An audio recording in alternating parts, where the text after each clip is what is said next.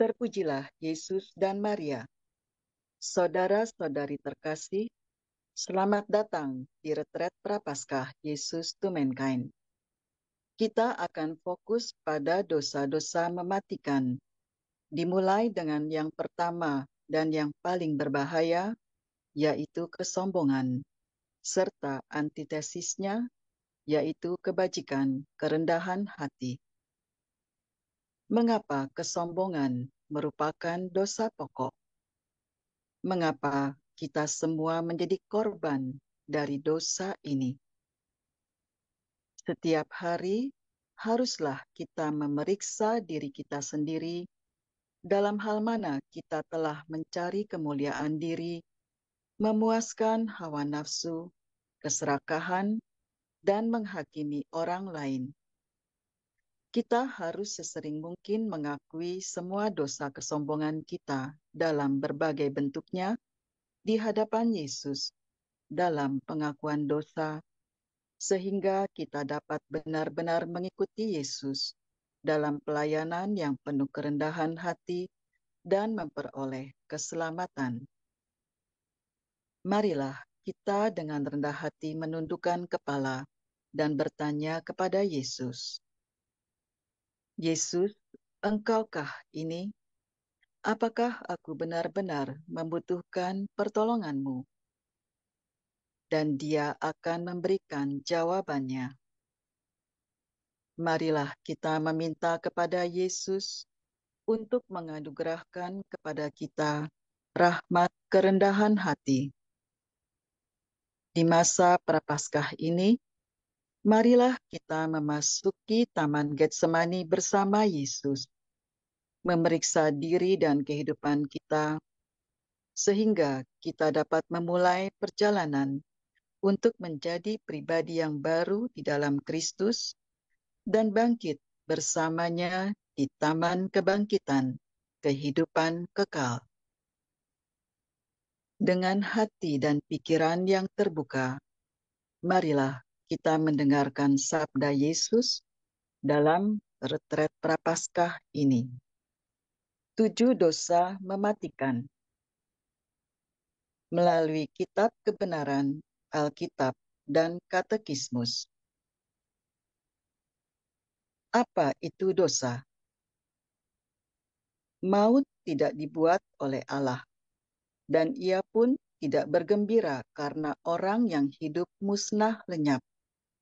Tetapi karena dengki setan, maka maut masuk ke dunia. Setan atau iblis dan roh-roh jahat yang lain pada mulanya adalah malaikat, tetapi mereka telah jatuh karena dengan kehendak bebas mereka menolak melayani Allah dan keputusannya. Keputusan mereka melawan Allah bersifat definitif.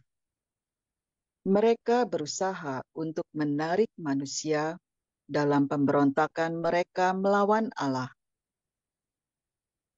Oleh dosanya, Adam sebagai manusia pertama kehilangan kekudusan dan keadilan aslinya yang telah ia terima dari Allah, tidak hanya untuk dirinya sendiri, tetapi untuk semua manusia. Adam dan Hawa, oleh dosa mereka yang pertama, meneruskan kepada turun-temurunnya kodrat manusiawi yang terluka. Jadi, yang mengalami kekurangan kekudusan dan keadilan asli. Kekurangan ini dinamakan dosa asal. Sebagai akibat dosa asal, kodrat manusiawi diperlemah dalam kekuatannya, ditaklukkan kepada kebodohan, kesengsaraan, dan kekuasaan kematian, dan condong kepada dosa. Kecondongan ini dinamakan konkupisensya. Katekismus. Dosa adalah satu pelanggaran terhadap akal budi, kebenaran, dan hati nurani yang baik. Ia adalah satu kesalahan terhadap kasih yang benar terhadap Allah dan sesama, atas dasar satu ketergantungan yang tidak normal kepada barang-barang tertentu. Ia melukai kodrat manusia dan solidaritas manusiawi.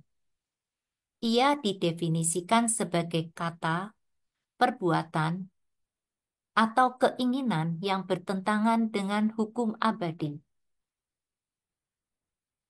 Dosa adalah satu penghinaan terhadap Allah. Terhadap engkau sajalah aku telah berdosa dan melakukan apa yang kau anggap jahat. Dosa memberontak terhadap kasih Allah kepada kita dan membalikan hati kita dari Dia. Seperti dosa perdana, ia adalah satu ketidaktaatan, satu pemberontakan terhadap Allah oleh kehendak menjadi seperti Allah, dan olehnya mengetahui dan menentukan apa yang baik dan apa yang jahat. Dengan demikian, dosa adalah cinta diri yang meningkat sampai menjadi penghinaan Allah. Karena keangkuhan ini, maka dosa bertentangan penuh dengan ketaatan Yesus yang melaksanakan keselamatan. Bunda keselamatan. Dosa adalah sebuah kenyataan. Dosa itu ada dan akan terus ada sampai kedatangan Kristus yang kedua. Anak-anakku yang terkasih, betapa hancurnya hatiku selama saat-saat yang mengerikan ini, ketika manusia telah bangkit untuk menentang Allah dengan begitu banyak cara. Hukum-hukum Allah dilanggar di seluruh dunia karena dosa tidak lagi diakui sebagai sesuatu yang salah. Sebaliknya, dosa dibenarkan di setiap kesempatan, sehingga manusia tidak bisa lagi membedakan antara yang benar dan yang salah. Ketika kamu memeluk dosa dalam segala bentuknya dan menyatakannya tidak ada konsekuensinya, maka kamu tidak akan pernah merasa puas.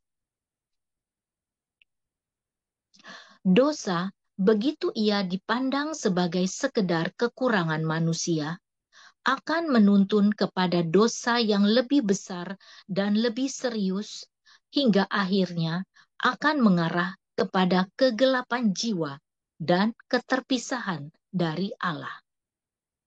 Ini akan menyisakan kekosongan dalam jiwamu, yang akan mendatangkan sebuah bentuk kesengsaraan yang sulit untuk dihilangkan. Kegelapan berasal dari roh jahat, terang berasal dari Allah. Dosa mendatangkan kegelapan, dan kecuali kamu mengakui dosa dan mencari rekonsiliasi, dosa itu akan berkembang dan membusuk hingga mencekik jiwa. Tidak ada apapun di dunia ini yang akan ataupun dapat mendatangkan kelegaan yang didambakan oleh jiwa. Hanya rekonsiliasi antara jiwa dengan Allah yang dapat membebaskannya dari cengkraman ini. Dosa adalah sebuah kenyataan. Dosa itu ada dan akan terus ada sampai kedatangan Kristus yang kedua. Anak-anak Allah yang memahami 10 perintah Allah yang ditetapkan olehnya akan tahu bahwa manusia harus memohon pengampunan kepada Allah setiap kali ia berbuat dosa. Tidak masalah jika ia mencari Allah dan memohon pengampunannya berulang kali, karena ini adalah satu-satunya cara untuk tetap bersatu dengannya.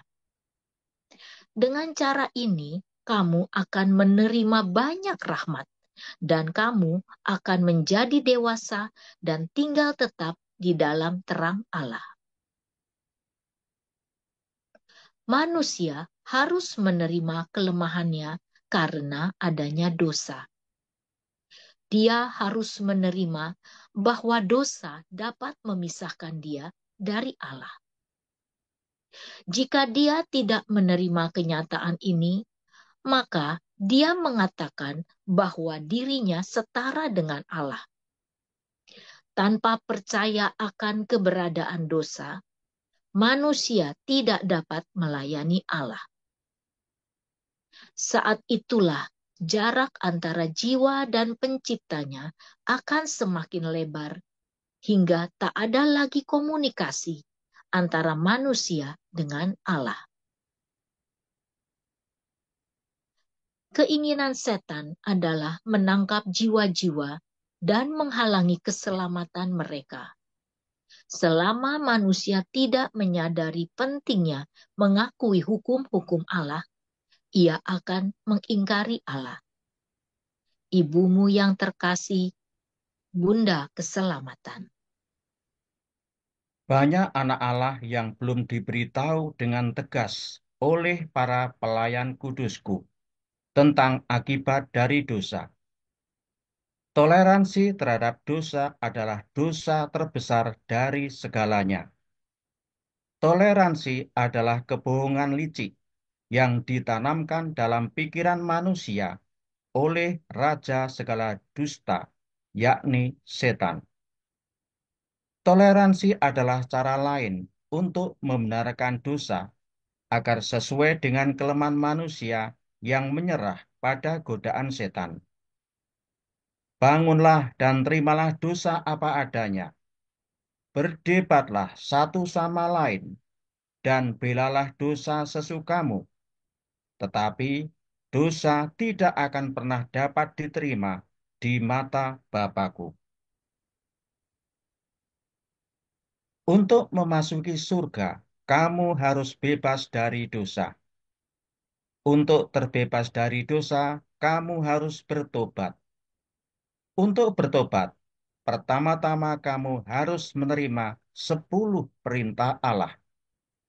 Kemudian kamu harus menunjukkan penyesalan yang sejati. Penyesalan yang sejati hanya dapat dirasakan oleh mereka yang merendahkan diri di hadapanku. Hanya dengan demikian dosa dapat diampuni. Hanya dengan demikian jiwa-jiwa layak untuk memasuki kerajaan Bapakku. Juru selamatmu, Yesus Kristus. Adalah penting bagi kamu masing-masing untuk melawan godaan dosa. Meskipun ini tidak akan pernah mudah. Teruslah berseru kepadaku ketika kamu yakin bahwa kamu telah berbuat salah kepadaku. Aku selalu ada dan akan mengampuni dosa apapun, kecuali dosa kekal, penghujatan terhadap Roh Kudus. Yang perlu kamu lakukan hanyalah mengulurkan tangan kepadaku. Dunia milikku ini penuh dengan kejahatan, tipu daya dan roh jahat. Tetapi kasih juga ada di dalamnya. Kasih yang dimiliki manusia terhadap saudaranya lah yang membuat aku selalu hadir di antara kamu. Dan doalah yang menjauhkan kejahatan. Yesusmu. 7 dosa pokok yang mematikan. Menurut Santo Gregorius Agung dan Santo Thomas Aquinas, ada 7 dosa pokok mematikan, yaitu kesombongan, ketamakan, kedengkian, kemurkaan, percabulan, kerakusan, kelambanan atau kejemuan. Mereka dinamakan dosa-dosa pokok karena mengakibatkan dosa-dosa lain dan kebiasaan-kebiasaan buruk yang lain. Aku mengatakan ini kepadamu untuk memperingatkan kamu, bukan untuk menakut-nakuti kamu. Aku memintamu untuk mengakui bahwa dosa adalah bagian dari hidupmu, tetapi aku mendesakmu untuk terus menghindari 7 dosa mematikan. Karena jika kamu menghindarinya, aku akan berkenan kepadamu. Kamu harus selalu mengakui dosa-dosamu. Lakukanlah ini setiap hari.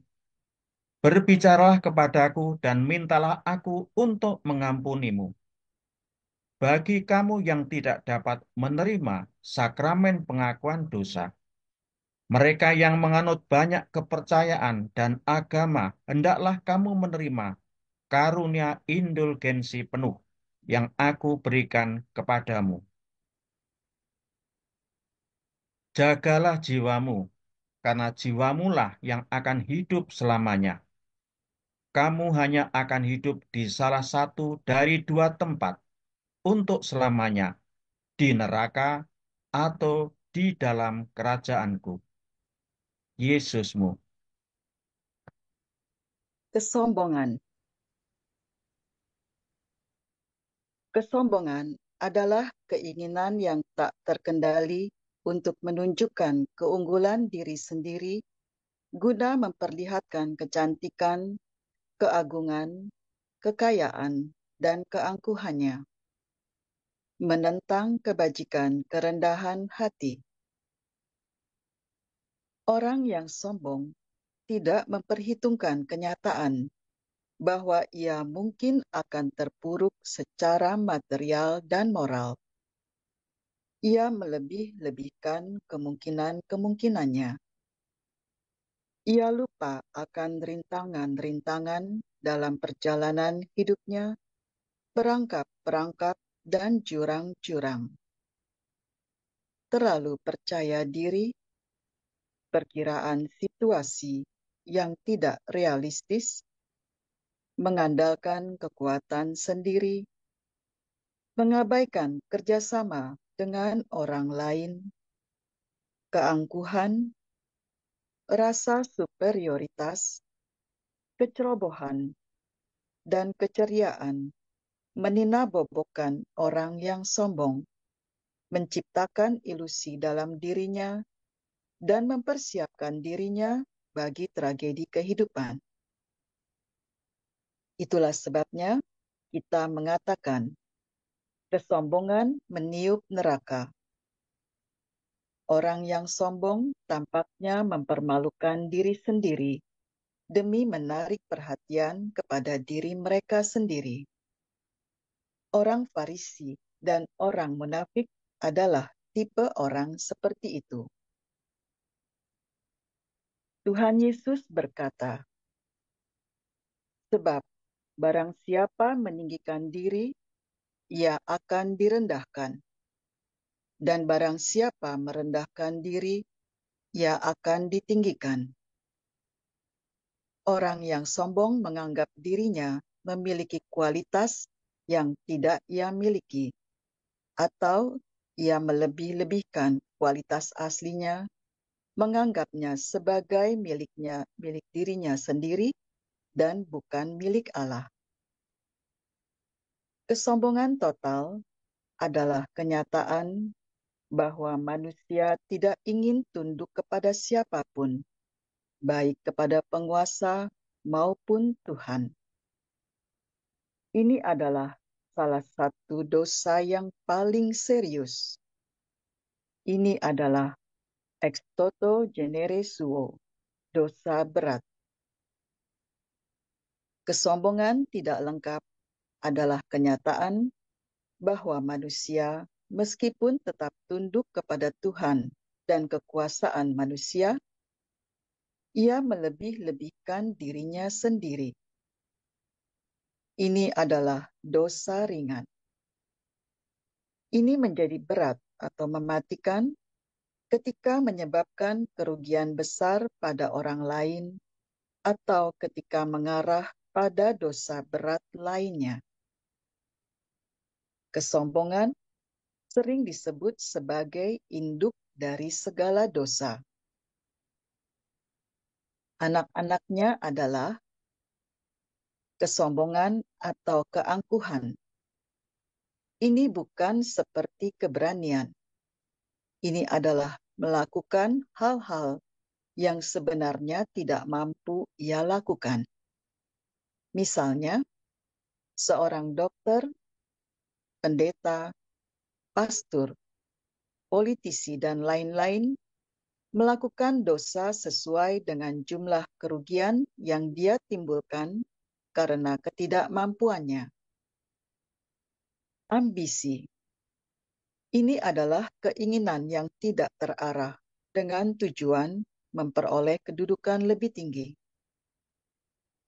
Kemuliaan yang sia-sia.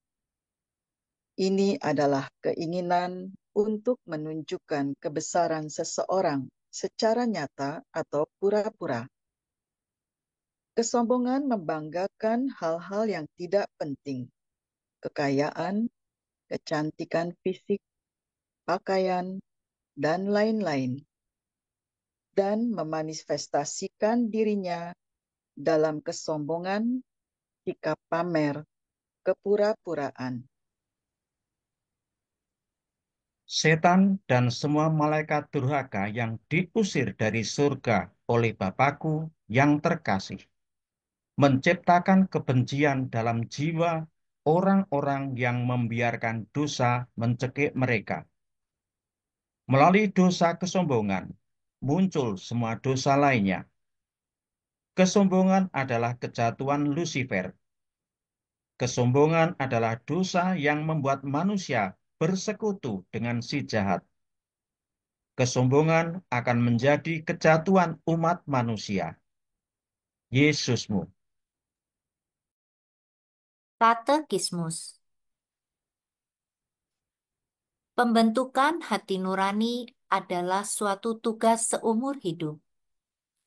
Sudah sejak tahun-tahun pertama, ia membimbing seorang anak untuk mengerti dan menghayati hukum batin yang ditangkap oleh hati nurani. Satu pendidikan yang bijaksana mendorong menuju sikap yang berorientasi pada kebajikan.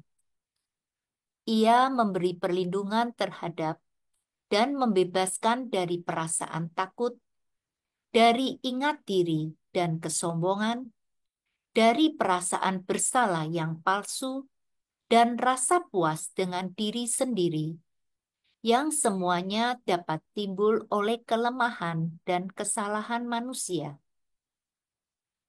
Pembentukan hati nurani menjamin kebebasan dan mengantar menuju kedamaian hati. Segenap kerahiman adalah milikku. Aku mencurahkan kerahimanku kepada mereka yang murni hatinya, yang memiliki kasih dalam jiwa mereka, karena mereka telah mengizinkan aku masuk ke dalam diri mereka. Kendala utama untuk menerima hidup kekal adalah kesombongan manusia. Kesombongan adalah satu-satunya penghalang terbesar untuk menyatukan dirimu denganku. Kamu mungkin mengenal aku melalui putraku, memahami sabdaku, tetapi kamu tidak menjalankan apa yang telah diajarkan kepadamu. Kasih berasal dariku. Ketika ada kesombongan dalam jiwa, kasih mati di dalamnya dan digantikan dengan kebencian. Kesombongan berasal dari setan, dan itu menjijikkan bagiku, sekaligus menyedihkan. Bapamu yang kekal, Allah yang Maha Tinggi.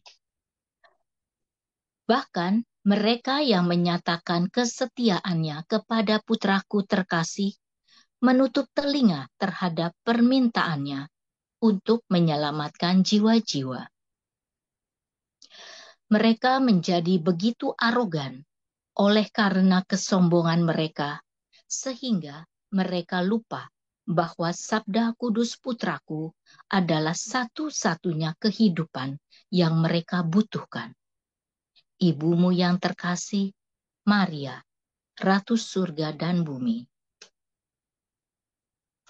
Oh, betapa liciknya si jahat ketika ia melahap jiwa-jiwa suci yang telah membiarkan kesombongan mengalihkan mereka. Begitu kesombongan mencengkeram suatu jiwa, ia akan segera kehilangan terangnya. Semakin gelap jiwa itu, semakin jauh ia menjauh dari terang Allah. Ibumu yang terkasih, Bunda Keselamatan. Oleh sebab itu, nak, cintailah sanak saudaramu, dan jangan meninggikan hatimu terhadap sanak saudaramu serta anak-anak lelaki dan perempuan bangsamu, sehingga engkau enggan mengambil istrimu dari kalangan mereka. Sebab di dalam kecongkaan terletaklah kebinasaan dan banyak kegelisahan, dan dalam kemalasan terletak kepapaan dan kekurangan besar. Memang kemalasan adalah ibu kelaparan. Mengapa manusia, khususnya yang taat beragama, percaya bahwa dia tahu lebih banyak daripada aku, lebih cerdas daripada Dia yang menciptakannya, bahwa penilaian rasionalnya terhadap segala sesuatu yang berasal dariku dapat menghapus kehadiranku? Kesombongan dan kebanggaan manusia terhadap kehebatannya sendiri akan menjadikan kehancurannya. Manusia tidak memiliki kuasa, hanya apa yang ada dalam jiwanya. Yesusmu. Janganlah kamu selalu berkata sombong. Janganlah caci maki keluar dari mulutmu. Karena Tuhan itu Allah yang Maha Tahu, dan oleh Dia perbuatan-perbuatan diuji. Kecongkaan dibenci oleh Tuhan maupun oleh manusia, dan bagi kedua-duanya kelaliman adalah salah. Lihat, inilah kesalahan Sodom, kakakmu yang termuda itu. Kecongkaan, makanan yang berlimpah-limpah, dan kesenangan hidup ada padanya dan pada anak-anaknya perempuan, tetapi ia tidak menolong orang-orang sengsara dan miskin. Umat manusia itu sempurna, sampai mereka dihancurkan oleh dosa terbesar di mata Bapa-Ku, dosa kesombongan. Waspadalah terhadap dosa kesombongan, sebab ini berkembang oleh karena cinta diri Lucifer.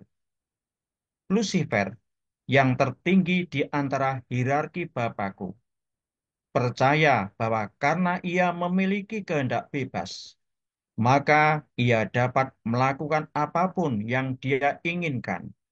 Tetapi ia gagal memahami ini. Dia tidak hanya diberi karunia kehendak bebas, tetapi juga kepercayaan Bapa-Ku. Bapa-Ku menunjukkan kepercayaan sepenuhnya kepada seluruh ciptaannya. Sayangnya, ini tidak memperoleh balasan. Gurumu, Yesusmu yang terkasih. Permulaan kecongkaan ialah meninggalkan Tuhan serta menjauhkan hati daripada penciptanya. Sebab permulaan kecongkaan ialah dosa, dan siapa yang menyerahkan diri kepadanya menghamburkan kekejian. Itulah sebabnya, maka Tuhan menyiksanya dengan hukuman-hukuman ajaib dan meruntuhkan mereka sampai binasa seluruhnya. Untuk menerima kebenaran, kamu harus bebas dari kebencian, kesombongan, kemunafikan, atau keegoisan. Kamu harus membuang jubah kesombonganmu, karena ini adalah sifat iblis dan aku merasa jijik. Ingatlah selalu akan ajaran-ajaranku dan jalanilah hidupmu sesuai dengan apa yang telah aku katakan kepadamu. Ketika kamu merasa hatimu terganggu, penuh dengan kesedihan atau kebencian, kamu harus selalu mencari pertolonganku. Karena jika tidak, maka rasa putus asa dan kebencian ini akan menghancurkan dirimu. Yesusmu.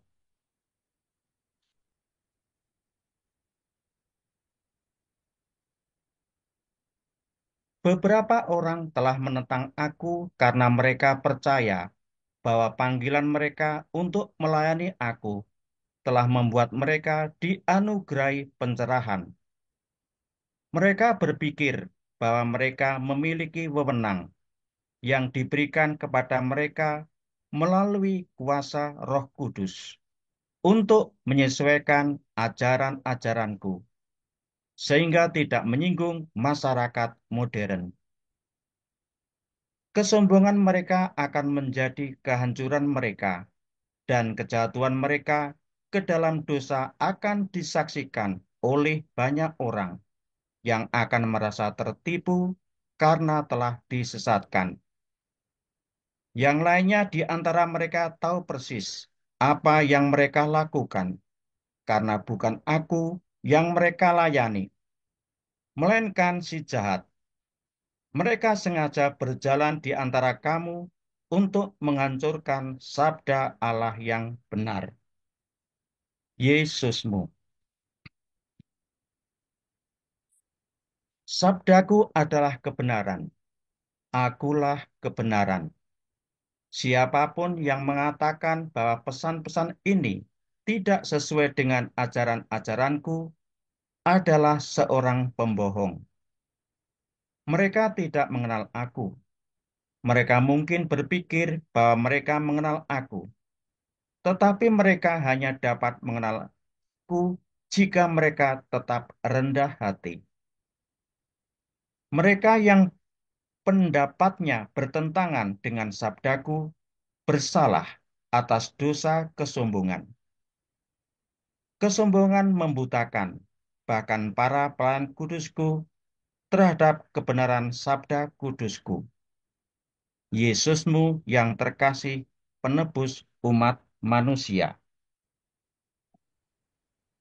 Banyak orang bertanya, bagaimana mungkin anak manusia itu adalah orang yang biasa-biasa saja dan sederhana? Mereka menyangkalnya karena mereka berpikir bahwa Mesias akan berpenampilan agung, membanggakan, dan akan menarik perhatian di kalangan atas gereja. Putraku tidak dapat membuat mereka yang berkuasa atas gereja pada saat itu untuk mendengarkan dia. Kesombongan mereka menghalangi mereka untuk mendengarkan kebenaran. Hal yang sama akan terjadi juga sekarang ketika putraku mempersiapkan dunia bagi kedatangannya yang kedua. Ibumu yang terkasih, Bunda Keselamatan. Katekismus.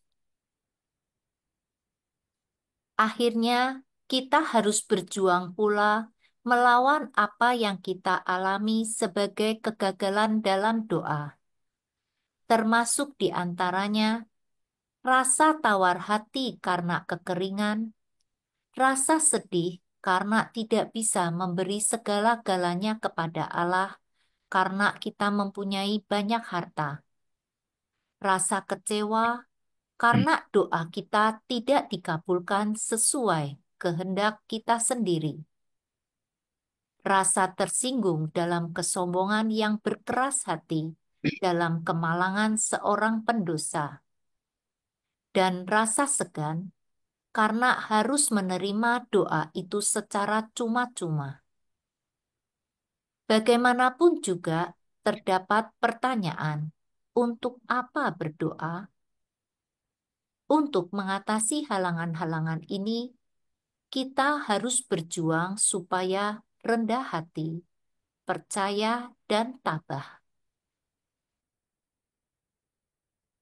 Setiap karunia akan diberikan kepada mereka yang mengasihi aku dengan penuh kerendahan hati dan penyesalan.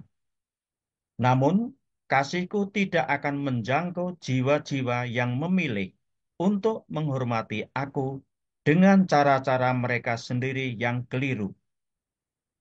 Kasihku juga tidak akan menyentuh hati jiwa-jiwa yang keras kepala, yang percaya bahwa mereka mengenal aku. Namun kesombongan mereka membutakan diri mereka terhadap kebenaran yang diberikan kepada mereka sejak awal mula. Yesusmu yang terkasih. Cobalah untuk mencegah kebenaran ini diberikan kepada dunia olehku, penciptamu. Maka aku akan menghancurkanmu dan tangismu tidak akan ada penghiburannya. Ke padang gurun akan kucampakkan orang-orang yang sombong dan angkuh, yang percaya bahwa mereka tahu lebih banyak daripada aku. Kamu tidak akan berhasil jika kamu menentang sabdaku dan menyangkal kehadiranku ketika aku berusaha menyelamatkan kamu. Manusia yang tak tahu berterima kasih, kamu hanya memiliki sedikit waktu yang tersisa. Dengan mendengarkan aku, kamu dapat datang kepadaku, tetapi kamu hanya dapat melakukan ini jika kamu merangkak dan bersujud dengan penuh kerendahan hati di hadapan putraku. Bapamu, Allah yang Maha Tinggi. Dosa kesombongan tertanam dalam jiwa-jiwa yang membuka diri terhadap iblis, dan ini menyebabkan timbulnya ambisi dan keserakahan yang kejam. Tetapi di mana ada kasih, di situ ada kehadiran Allah. Kasih tumbuh dengan subur karena ia adalah karunia dari Allah dan memiliki kuasa untuk menghancurkan kejahatan. Kasih itu tidak mementingkan diri sendiri. Kasih itu murah hati, mengampuni dan tidak ternoda oleh dosa kesombongan. Kamu harus meminta kepada Allah setiap hari karunia kasih, dan jika kamu telah diberi karunia ini, gunakanlah itu sebagai senjatamu untuk melawan kebencian. Kasih ketika hadir dalam jiwa yang murni akan mengundang kebencian dari jiwa-jiwa yang telah membuang Allah dari kehidupan mereka.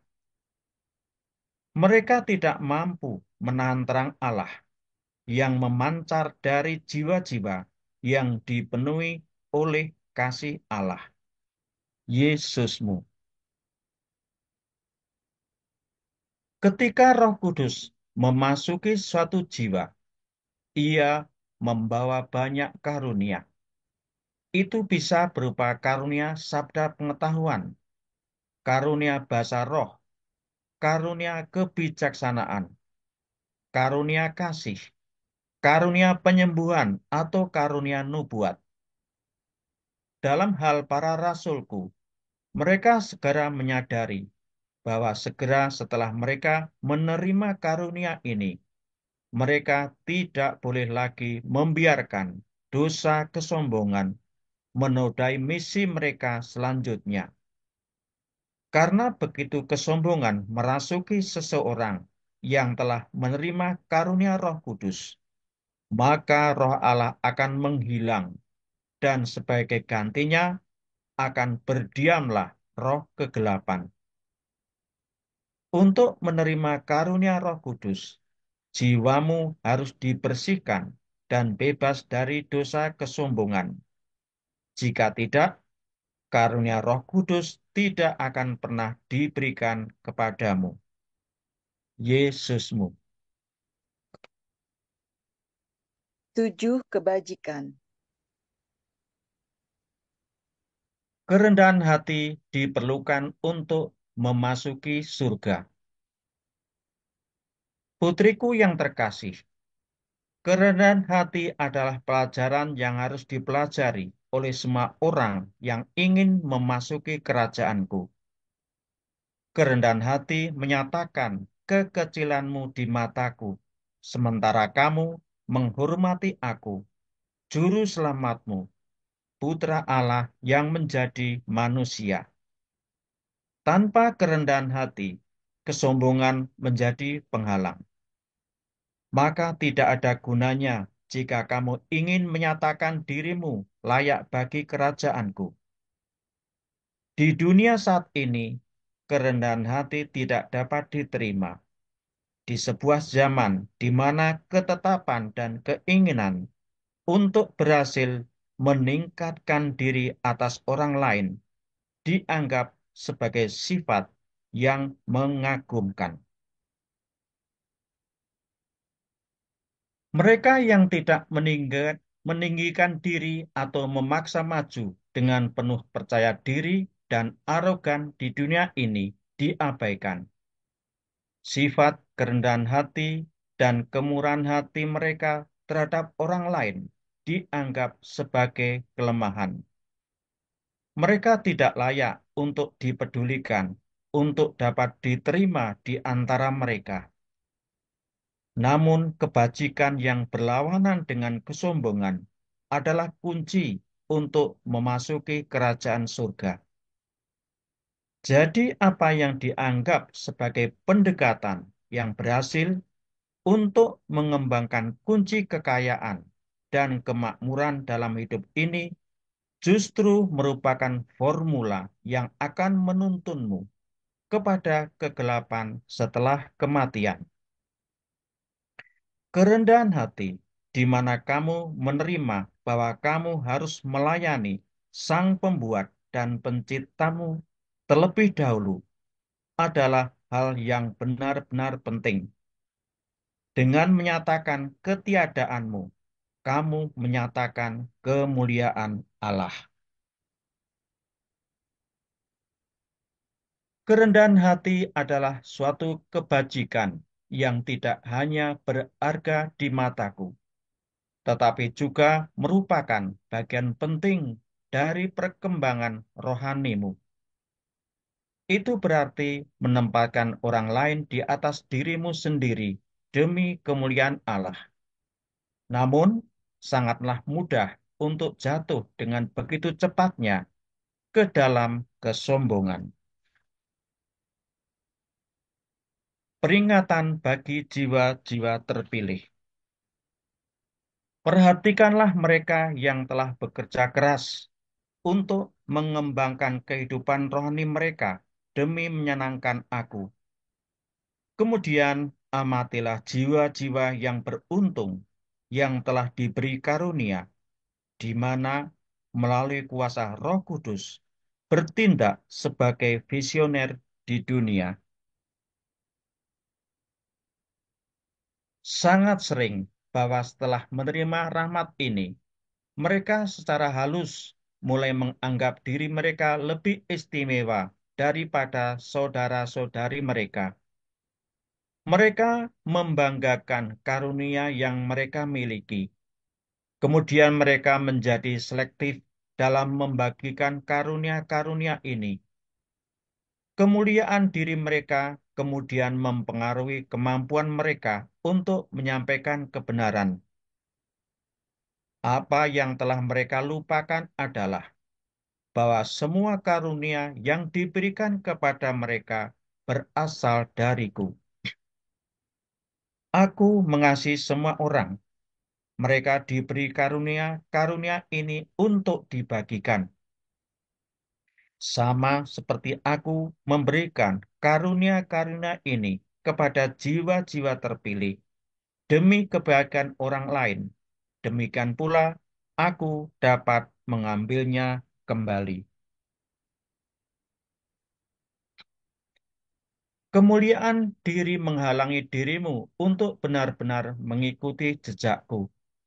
Belajarlah untuk menjadi rendah hati, sabar, dan tidak sombong.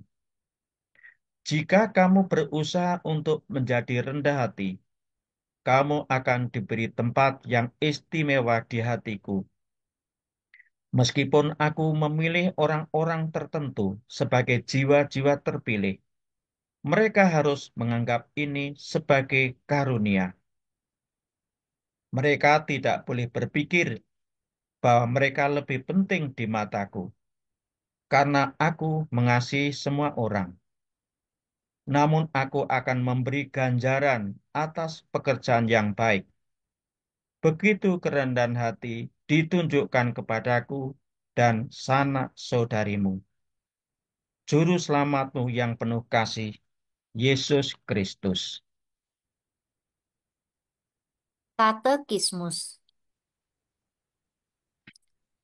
Kebajikan-kebajikan ilahi, iman, harapan, dan kasih membentuk dan menjiwai kebajikan susila. Karena itu, kasih mendesak kita untuk memberi kepada Allah apa yang sepantasnya harus kita berikan kepadanya. Kebajikan hormat kepada Allah membuat kita siap mengambil sikap ini. Kebajikan manusiawi adalah kecenderungan yang teguh dari akal budi dan kehendak, yang mengarahkan perbuatan kita, mengatur hawa nafsu kita, dan membimbing tingkah laku kita, supaya sesuai dengan akal budi. Mereka dapat dikelompokkan menurut 4 kebajikan pokok: kebijaksanaan, keadilan, keberanian, dan penguasaan diri. Kerendahan hati, lawan dari kesombongan. Doa untuk menjadi kecil. Ya Bapa Surgawi, bantulah aku untuk menjadi kecil seperti seorang anak di mata-Mu. Aku mohon, curahkanlah rahmat-Mu kepadaku, agar aku dapat menanggapi panggilan-Mu untuk menyelamatkan semua anak-Mu. Amin. Nyanyian Ziarah Daud. Tuhan, aku tidak tinggi hati dan tidak memandang dengan sombong. Aku tidak mengejar hal-hal yang terlalu besar atau hal-hal yang terlalu ajaib bagiku. Sesungguhnya, aku telah menenangkan dan mendiamkan jiwaku, seperti anak yang disapih berbaring dekat ibunya. Ya, seperti anak yang disapih jiwaku dalam diriku. Berharaplah kepada Tuhan, hai Israel, dari sekarang sampai selama-lamanya. Kehendak bebas adalah karunia dari Bapakku. Akan tetapi, kehendak bebas juga dapat mengganggu pencarian manusia dalam menemukan kasih Allah. Namun, Bapakku memberikan karunia ini kepada anak-anaknya. Sedemikian murah hatinya Bapakku, sedemikian besar kasihnya kepada anak-anaknya. Ini adalah karunia yang memberi manusia kebebasan untuk menjelajahi bumi, menikmati buah-buahnya, dan merangkul keindahannya. Akan tetapi, manusia yang tergoda oleh setan telah menyalahgunakan kepercayaan Bapakku. Kemudian ia diperbudak oleh setan dan membuat perjanjian dengannya, di mana dosa akan terus memisahkan semua anak Allah darinya.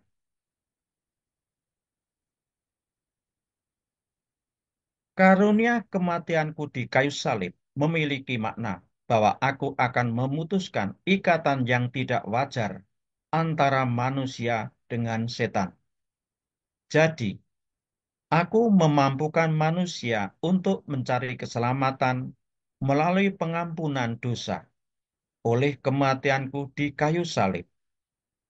Ini berarti bahwa manusia memiliki kapasitas untuk melepaskan diri dari cengkeraman setan, tetapi hanya mereka yang mengikuti aku dalam pelayanan yang penuh kerendahan hati, yang dapat benar-benar memperoleh keselamatan. Jika kamu tidak mampu menyatakan kepadaku Yesus Kristus secara terbuka, kelemahan-kelemahanmu, dosa-dosamu, dan kebencianmu terhadap satu sama lain melalui rekonsiliasi, maka kamu tidak akan bisa tetap murni. Tanpa kemurnian jiwa, kamu tidak mampu menjadi rendah hati di mataku. Ketika kamu tidak memiliki kerendahan hati, kesombongan akan membanjiri jiwamu, dan kamu akan berdosa terhadap aku. Ketika kamu berdosa terhadap aku, kamu melakukannya dengan sejumlah cara. Kamu akan memuaskan hawa nafsu, keserakahan, dan kesombonganmu terlebih dahulu. Kemudian kamu akan bersikap seolah-olah kamu lebih berpengetahuan, lebih pintar, dan lebih baik daripada orang lain. Kemudian kamu akan menghakimi orang lain. Kemudian kamu akan beralih ke tahap berikutnya.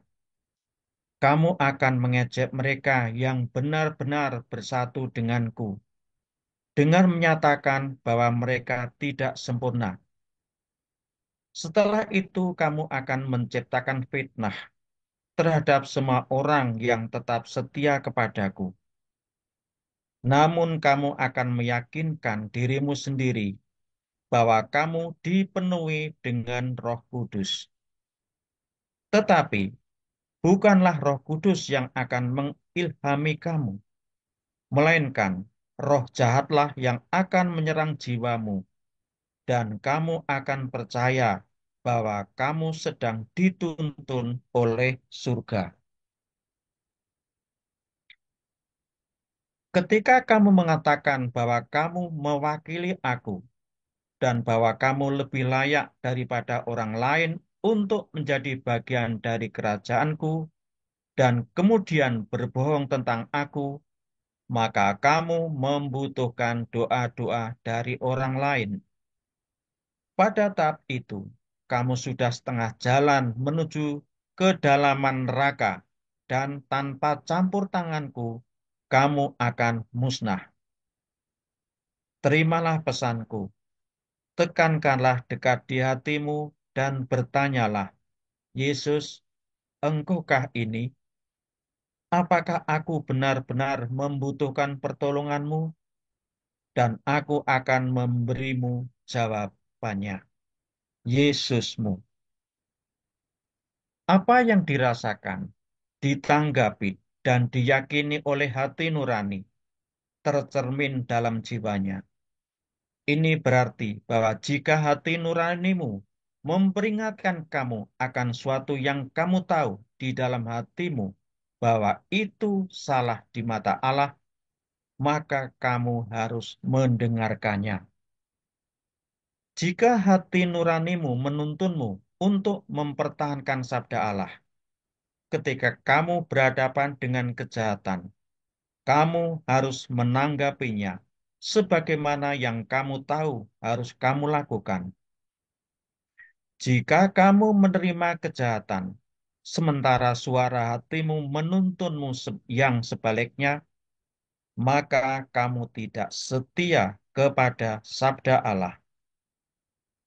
Jika kamu menyebut dirimu orang Kristen, kamu harus membiarkan hati nuranimu menuntunmu.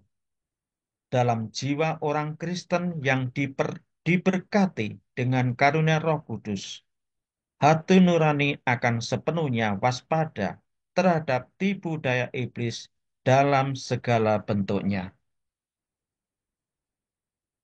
Jika kamu menyangkal hati nuranimu, kamu menyangkal Allah. Ketika kamu menyangkal Allah, kamu menyangkal warisanmu sendiri. Jangan pernah mencari alasan untuk menerima apapun yang kamu tahu tidak berasal dariku. Karena jika hati nuranimu memerintahkan kamu ke satu arah, dan kamu mengambil arah yang berlawanan, maka kamu telah gagal menerima cawanku. Apakah yang kumaksud dengan cawanku? Jika kamu seorang Kristen, kamu akan selalu berhadapan dengan musuh-musuhku. Umat Kristen dibenci oleh mereka yang tidak berasal dariku. Mungkin ada saat-saat di mana kamu tidak menderita prasangka apapun, tetapi akan selalu datang sebuah saat ketika kamu akan ditantang dalam namaku. Ketika saat itu tiba, akankah kamu meninggalkan aku dengan menyangkal sabda kudusku? Seberapa kuatkah imanmu atau kasihmu kepadaku? Hanya ketika berhadapan dengan kesulitan besar, kamu akan tahu seberapa jauh kamu siap menolak untuk menerima yang salah demi apa yang benar. Mereka yang cukup kuat, yang menolak untuk menerima apapun yang mengingkari dogma yang ditetapkan dalam kitab suci, akan menerima cawanku. Cawan itu melambangkan darahku dan piala yang berisi darahku.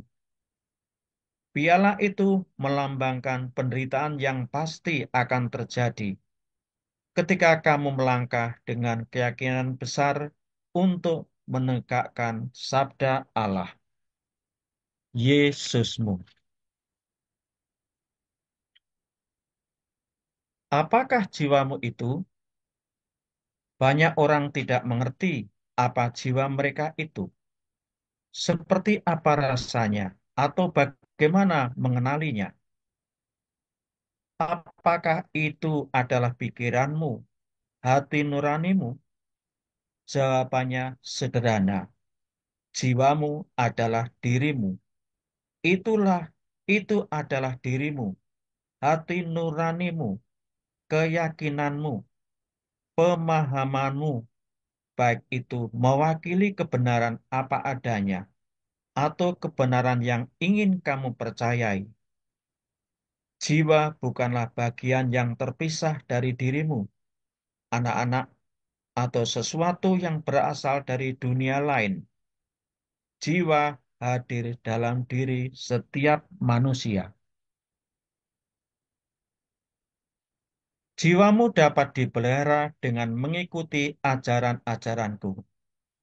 Ia juga bisa ditelantarkan melalui dosa yang sangat sulit dihindari, tapi ia juga dapat disegarkan kembali dengan mengakui atau mengungkapkan penyesalan dan memulainya lagi. Atau ia dapat juga dihancurkan. Beberapa orang dengan sengaja menghancurkan jiwa mereka dengan berbuat dosa demi kesenangan atau kejahatan dunia, dengan pengetahuan penuh atas apa yang mereka lakukan. Yang lainnya menyangkal bahwa mereka memiliki jiwa. Kesombongan mereka meyakinkan diri mereka bahwa mereka tahu segalanya, bahwa kehidupan dimulai dan berakhir di bumi ini.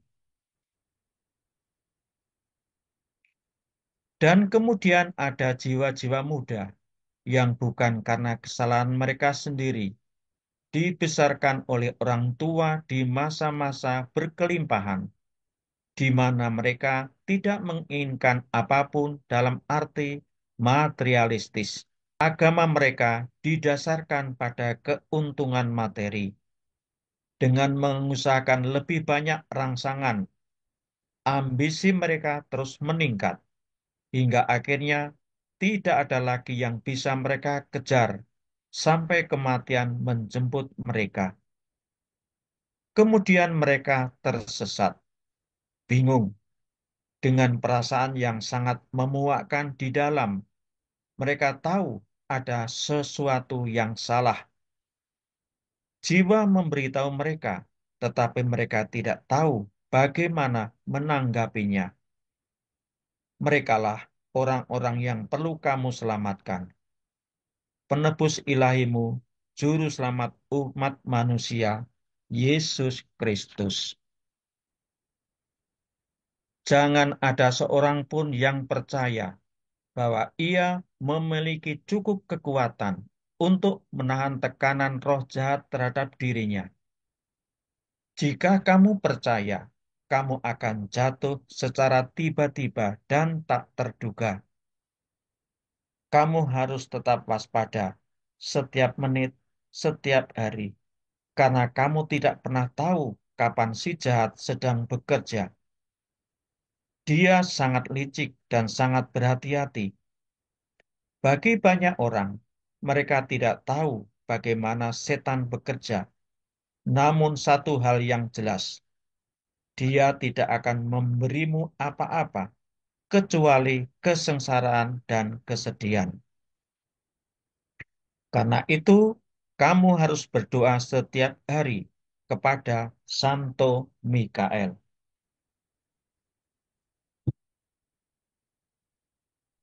Setan dan semua iblis yang berkeliaran di bumi sedang bekerja sangat keras untuk menjauhkan kamu dariku saat ini. Lebih dari sebelumnya, sejak aku berjalan di bumi. Kamu harus tetap mengarahkan pandanganmu kepadaku dan mendengarkan aku, sehingga aku dapat terus melindungimu. Yesusmu. Anak-anakku yang terkasih, ketika Allah memilih aku sebagai ibu dari putra tunggalnya, itu adalah agar aku dapat memberikan kemuliaan kepada Allah dengan melayani Dia untuk melahirkan Mesias yang telah lama dinanti-nantikan itu ke dunia. Aku hanyalah seorang hamba yang hina saat itu, sama seperti sekarang. Ingatlah selalu bahwa ketika kamu melayani Allah dalam rencananya untuk membawa keselamatan kekal ke dunia, kamu hanyalah hambanya. Melayani Allah membutuhkan perasaan rendah hati yang mendalam. Tidak bisa dengan cara yang lain. Anak-anakku yang terkasih, jangan pernah biarkan rasa takut dalam melayani Allah menghalangi kamu untuk mewartakan sabda kudusnya. Rasa takut berasal dari setan, bukan dari Allah. Keberanian dan kekuatan yang dipadukan dengan kerendahan hati dan keinginan untuk mematuhi kehendak Allah hanya bisa datang dari Allah. Ibumu yang terkasih, Bunda Keselamatan. Begitu banyak orang baik dan yang bermaksud baik merasa sulit untuk duduk diam dalam permenungan damai tentang pelajaran-pelajaran berhargaku yang disampaikan kepada dunia untuk membuat mereka mengerti apa yang diharapkan dari mereka. Aku tidak membuat tuntutan yang besar. Aku tidak aku tidak memaksa jiwa-jiwa untuk menghabiskan waktu berjam-jam di hadapanku. Namun aku sangat senang ketika jiwa-jiwa yang rendah hati melakukan hal ini tetapi itu adalah sesuatu yang langka. Beginilah cara aku ingin mengembangkan hubungan yang intim dengan semua anak Allah. Aku hanya perlu mendengar suara kecilmu yang memanggilku. Ketika kamu ingin berbagi tentang pikiranmu, kesedihanmu, kegembiraanmu, kekhawatiranmu, kegagalanmu, dan kerinduanmu kepadaku, sehingga aku dapat membuat diriku hadir dan disaksikan olehmu.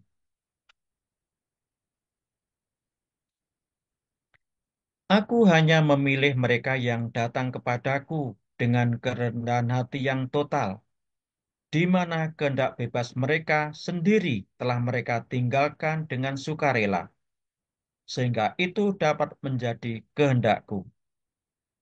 Jika kamu sungguh-sungguh mengasihi aku, kamu akan merasakan kedamaian yang sejati.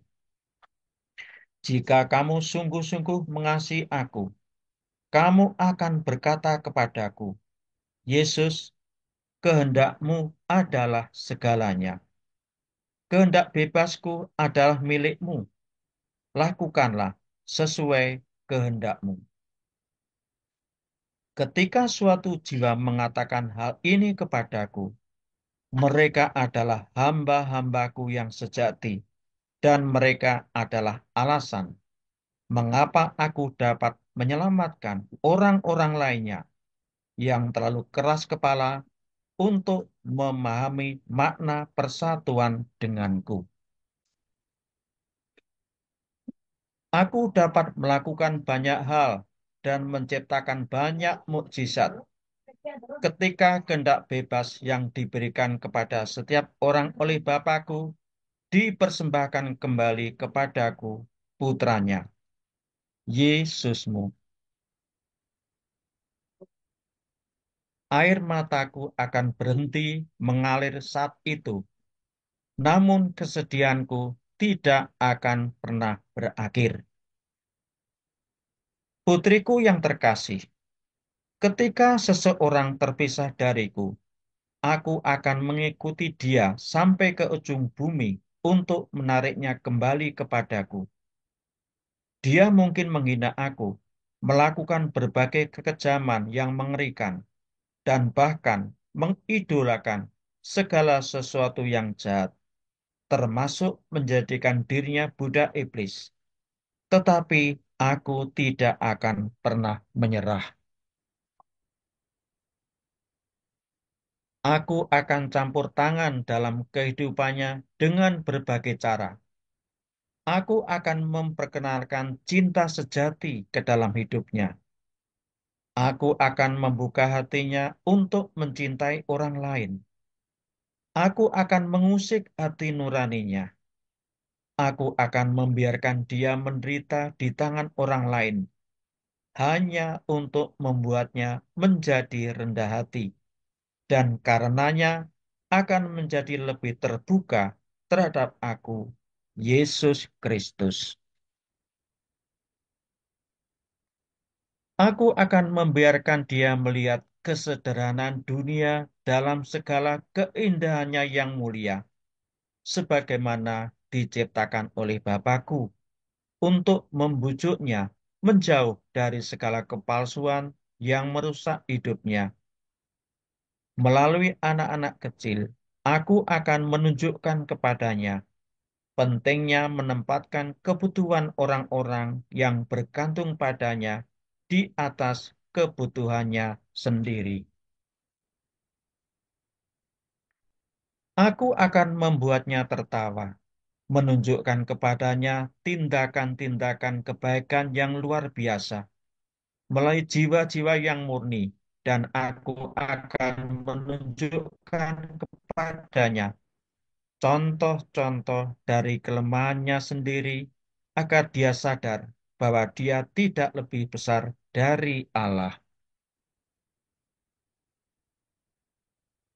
Aku mungkin akan mengizinkan dia untuk jatuh sakit jika itu akan membuatnya berserah kepadaku.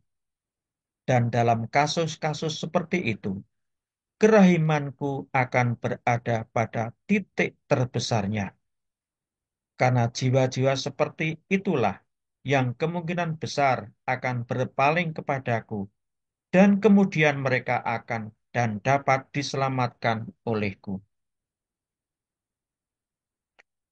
Betapa besar upaya yang dilakukan olehku, Yesus Kristusmu yang terkasih, untuk membawa kamu masing-masing ke dalam pelukanku yang aman, tempat perlindunganku, dan betapa banyak dari kamu yang masih berpaling ke jalan lain dan mengabaikan aku.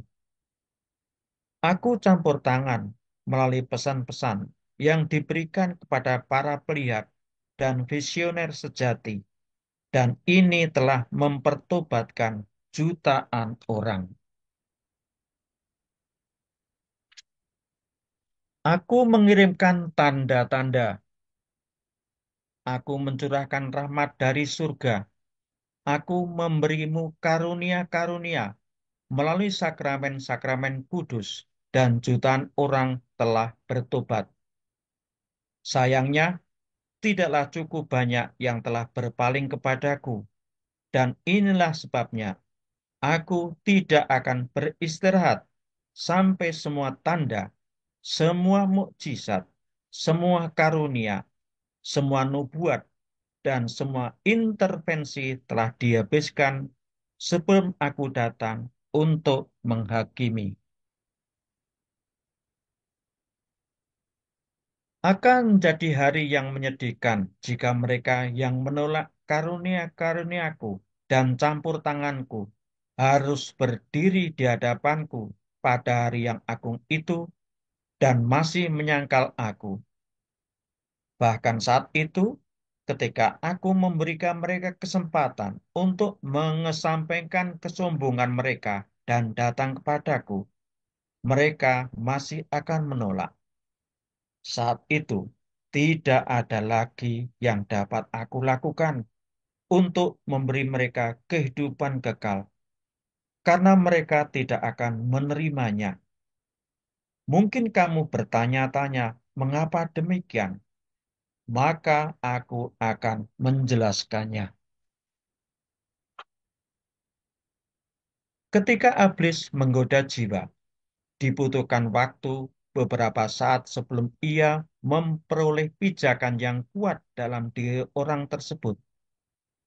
Namun, begitu ia melahapnya, ia mendikte setiap gerakan yang dilakukan orang tersebut, bagaimana dia berpikir, bagaimana dia berkomunikasi dengan orang lain, bagaimana dia berbuat dosa, dan jenis dosa yang ia inginkan agar dilakukan oleh jiwa itu. Cengkraman terbesar yang dimiliki setan atas mereka adalah meyakinkan mereka bahwa Allah itu jahat. Setan akan meyakinkan jiwa itu bahwa ia adalah Allah dan bahwa Allah itu pada kenyataannya adalah si jahat. Begitulah cara jiwa ini akan dihancurkan melalui kelicikan dan manipulasi iblis yang licik. Jiwa-jiwa ini akan menjadi sedemikian gelapnya, sehingga berdiri di dalam terangku akan sangat meyakinkan bagi mereka, dan mereka akan menyembunyikan wajah mereka dariku. Air mataku akan berhenti mengalir saat itu, namun kesedihanku tidak akan pernah berakhir. Yesusmu. Doa-doa perjuangan kepada Allah Bapa. Dalam nama Bapa dan Putra dan Roh Kudus. Amin. Doa perjuangan 11 untuk menghentikan kebencian terhadap para visioner. Oh hati kudus Yesus, hentikanlah rasa benci dan iri hati yang ada di antara para pengikut-Mu terhadap para visioner-Mu yang sejati di saat-saat ini. Aku berdoa agar Engkau berkenan mendengarkan doaku untuk memberikan kepada para visionermu kekuatan yang mereka butuhkan untuk mewartakan sabdamu yang terkudus kepada dunia yang tidak percaya. Amin. Doa perjuangan 12. Doa untuk menghindari dosa kesombongan. Oh Yesusku, tolonglah aku untuk menghindari dosa kesombongan ketika aku berbicara dalam namamu. Ampunilah aku jika aku pernah meremehkan siapapun dalam nama kudusmu. Yesus, bantulah aku untuk mendengarkan ketika suaramu disampaikan, dan penuhilah aku dengan Roh Kudusmu, agar aku dapat mengenali kebenaran sabdamu ketika Engkau memanggil umat manusia. Amin. Doa perjuangan 37. Penyatuan semua anak Allah. Oh Yesus yang terkasih, persatukanlah semua pengikut-Mu dalam kasih, agar kami dapat menyebarkan kebenaran janji-Mu akan keselamatan kekal ke seluruh dunia. Kami berdoa agar jiwa-jiwa yang suam-suam kuku, yang tidak berani menyerahkan diri mereka kepadamu dengan segenap tubuh, jiwa, dan roh, bersedia melepas perisai kesombongan mereka dan membuka hati mereka bagi kasih-Mu, serta menjadi bagian dari keluarga kudus-Mu di atas bumi. Peluklah semua jiwa yang tersesat itu, Yesus terkasih, dan biarlah kasih kami sebagai saudara-saudari mereka membawa mereka keluar dari hutan belantara dan membawa mereka bersama kami ke pangkuan kasih dan terang Tritunggal Maha Kudus. Kami meletakkan seluruh harapan, kepercayaan, dan kasih kami ke dalam tangan-Mu yang kudus. Kami mohon kepadamu untuk memperluas bakti kami, agar kami bisa membantu menyelamatkan lebih banyak jiwa-jiwa. Amin. Doa perjuangan 89 bagi para pendosa yang malang. Yesus yang terkasih, tolonglah aku, pendosa malang yang menyedihkan, untuk datang kepadamu dengan penyesalan dalam jiwaku. Bersihkanlah aku dari dosa-dosa yang telah menghancurkan hidupku. Berilah aku anugerah kehidupan baru yang bebas dari belenggu dosa dan kebebasan yang hilang karena dosa-dosaku. Perbaharuilah aku dalam terang kerahiman-Mu. Dekaplah aku dalam hati-Mu. Biarlah aku merasakan kasih-Mu, agar aku bisa mendekat kepadamu dan kasih-Ku padamu dikobarkan. Kasihanilah aku, ya Yesus, dan bebaskanlah aku dari dosa. Jadikanlah aku layak untuk memasuki firdaus-Mu yang baru. Amin. Doa perjuangan 137, doa pemulihan. Oh Allah yang maha kuasa, Allah yang maha tinggi, pandanglah diriku, hamba-Mu yang hina ini, dengan cinta dan belas kasihan di hati-Mu. Pulihkanlah aku dalam terang-Mu. Angkatlah aku kembali ke dalam kemurahan hati-Mu. Penuhilah aku dengan rahmat, agar aku bisa mempersembahkan diriku kepadamu dalam pengabdian yang rendah hati dan sesuai dengan kehendak-Mu yang terkudus. Bebaskanlah aku dari dosa kesombongan dan segala sesuatu yang menghina Engkau. Dan tolonglah aku untuk mengasihi-Mu dengan kerinduan yang dalam dan tak kunjung padam, untuk melayani Engkau di sepanjang hari-hariku untuk selama-lamanya. Amin. Doa perjuangan 169, keselamatan bagi orang-orang yang menolak Kristus. Yesus yang terkasih, melalui belas kasih dan kerahiman-Mu, aku memohon dengan sangat kepadamu, keselamatan bagi mereka yang telah menolak-Mu, yang menyangkal keberadaan-Mu, yang dengan sengaja menentang sabda kudus-Mu, dan yang kepahitan hatinya telah meracuni jiwa mereka melawan terang dan kebenaran keilahian-Mu. Kasihanilah semua pendosa. Ampunilah mereka yang menghujat Tritunggal Maha Kudus, dan tolonglah aku dengan caraku dan melalui pengorbanan-pengorbanan pribadiku untuk memeluk para pendosa yang paling membutuhkan kerahimanmu dalam lengan kasih-Mu. Aku berjanji padamu bahwa melalui pikiranku, perbuatanku, dan perkataanku, aku akan melayani engkau sebaik mungkin dalam misi keselamatanmu. Amin. Doa Litani 5. Demi keselamatan mereka yang berdosa berat. Yesus, selamatkanlah semua pendosa dari api neraka. Ampunilah jiwa-jiwa yang berdosa berat. Tolonglah mereka untuk memandang-Mu. Angkatlah mereka keluar dari kegelapan. Bukalah mata mereka. Bukalah hati mereka. Tunjukkanlah kepada mereka kebenaran. Selamatkanlah mereka. Tolonglah mereka untuk mendengarkan. Bebaskanlah mereka dari kesombongan, nafsu, dan iri hati. Lindungilah mereka dari yang jahat. Dengarkanlah seruan mereka minta tolong. Genggamlah tangan mereka. Tariklah mereka kepadamu. Selamatkanlah mereka dari tipu daya setan. Amin. Dalam nama Bapa dan Putra dan Roh Kudus. Amin. Di dunia saat ini, kerendahan hati tidak dapat diterima. Di sebuah zaman di mana ketetapan dan keinginan untuk berhasil meningkatkan diri di atas orang lain dianggap sebagai sifat yang mengagumkan.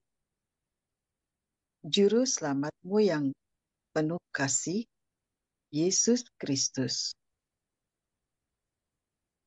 Karunia kematianku di kayu salib memiliki makna bahwa aku akan memutuskan ikatan yang tidak wajar antara manusia dengan setan.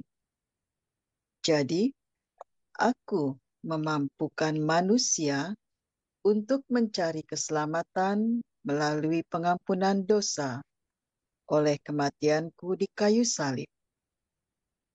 Ini berarti bahwa manusia memiliki kapasitas untuk melepaskan diri dari cengkraman setan. Tetapi, hanya mereka yang mengikuti aku dalam pelayanan yang penuh kerendahan hati yang dapat benar-benar memperoleh keselamatan. Yesusmu. Tangga rohani menuju kekudusan dimulai di Taman Getsemani, di mana kita berlutut bersama Yesus untuk memeriksa hidup kita dan berhadapan muka dengan dosa-dosa kita yang telah menghancurkannya dan menyebabkannya berpeluh darah. Dari taman itu, perjalanan kita membawa kita ke pencambukan di tiang, di mana kita belajar dari Yesus tentang siksaan yang Ia tanggung oleh karena dosa-dosa kedagingan kita. Disinilah kita mulai memahami pertobatan yang dibutuhkan dari kita untuk tumbuh dalam kemurnian melalui keberanian moral. Perjalanan kita kini membawa kita menuju mahkota duri. Disinilah kita menyadari penderitaan luar biasa dan kesedihan mendalam yang ditimpakan kepada Yesus oleh kuasa dosa-dosa pikiran kita yang merangkum semua kerusakan yang dilakukan terhadap banyak jiwa. Beratnya dan kerusakan dosa-dosa pikiran kita mulai menyadarkan kita dan kita harus mendamaikan dosa-dosa kita.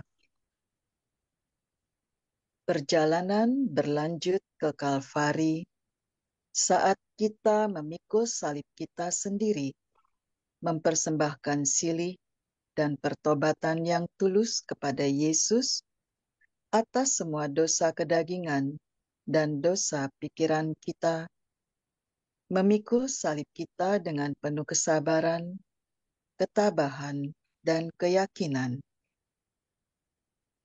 Akhirnya, saat kita mencapai Bukit Kalvari, kita naik dengan ketekunan terakhir melalui penyangkalan diri dan keberanian, mengampuni mereka yang bersalah kepada kita, dan dengan pengetahuan bahwa jika kita mengikuti Yesus, bahkan sampai mati dalam hidup ini, dalam pelayanan yang penuh kerendahan hati, kita akan benar-benar dapat memperoleh pengampunan atas dosa-dosa kita, serta keselamatan saat kita bangkit bersama Yesus di Taman Kebangkitan dan Kehidupan Kekal. Untuk selanjutnya, 6 dosa mematikan lainnya akan diunggah secara bertahap ke YouTube di kanal Jesus to Mankind. https://www.youtube.com. Tuhan memberkati Anda semua.